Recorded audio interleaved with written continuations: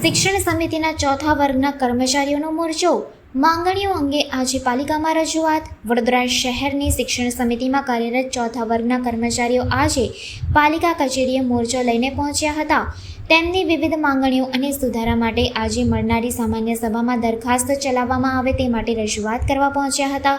કર્મચારીઓએ છેલ્લા કેટલાક સમયથી કાયમી કરવાની માંગણી, ગ્રેડ પે, દરરોજની ફરજીઓમાં સુધારો, પગાર વિસ્તાર અને ભવિષ્ય નિધિ જેવી બાબતોને લઈને ભારે સૂત્રોચ્ચાર કર્યા હતા।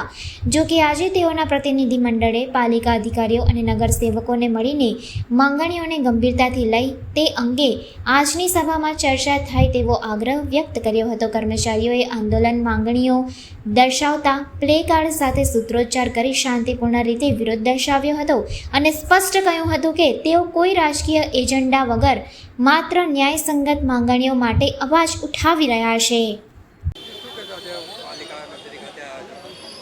નગર પ્રાથમિક શિક્ષણ સમિતિના 570 જેટલા કર્મચારીઓ છેલ્લા 19 દિવસથી કાયમી કરવાના પ્રશ્ન લઈને નગર પ્રાથમિક શિક્ષણ સમિતિની કચેરી ખાતે હડતાળ પર બેસેલા છે।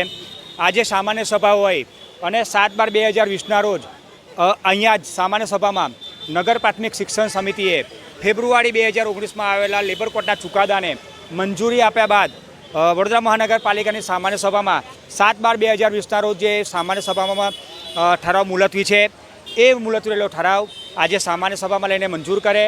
બીજી એક વસ્તુ એવું છે કે કાયમી કરવાની કમિટી છેલ્લા 1 વર્ષથી બનાવેલી છે, અવારનવાર એની મિટિંગો થયેલી છે, ત્યારબાદ ત્રણેય પક્ષોના વકીલોની પણ મિટિંગ થયેલી છે અને એમાં એક સમાધાનની ફોર્મ્યુલા નક્કી કરવામાં આવી છે।